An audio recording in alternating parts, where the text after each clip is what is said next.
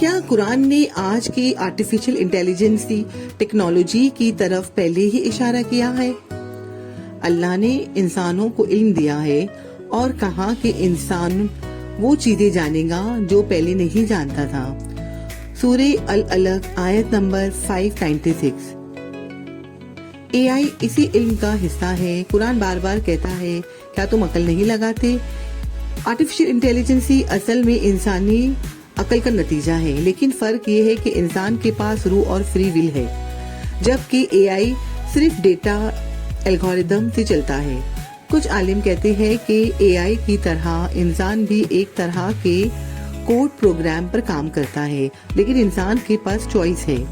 قرآن میں اشارہ ہے کہ علم اگر صحیح استعمال نہ ہو تو نقصان کر سکتا ہے۔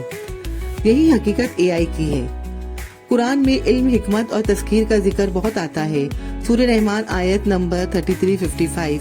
اے جن اور انسانوں کی جماعت، اگر تم میں طاقت ہے کہ آسمانوں اور زمین کی حدوں سے نکل جاؤ تو نکل جاؤ، لیکن تم طاقت بغیر نہیں نکل سکتے۔ یہاں سائنس اور ٹیکنالوجی کا استعمال سمجھایا جاتا ہے۔ اے آئی اسی علم کا حصہ ہے جسے انسان کھوج کر نکال رہا ہے۔ اے آئی انسان کی سوچ کی کاپی ہے۔ قرآن کہتا ہے کہ اللہ نے انسان کو علم سکھایا۔ سورہ بقرہ آیت نمبر 2 اور 31۔ یہ نالج ہی آج ٹیکنالوجی اور اے آئی کی شکل میں نظر آتا ہے۔ قرآن نے صاف کہا ہے کہ علم اللہ کی طرف سے ہے۔ اے آئی انسان کی کھوج ہے، لیکن اصل علم کا ذریعہ اللہ ہی ہے۔ Quran and Science series. Subscribe for more Islamic knowledge plus modern science. Thank you.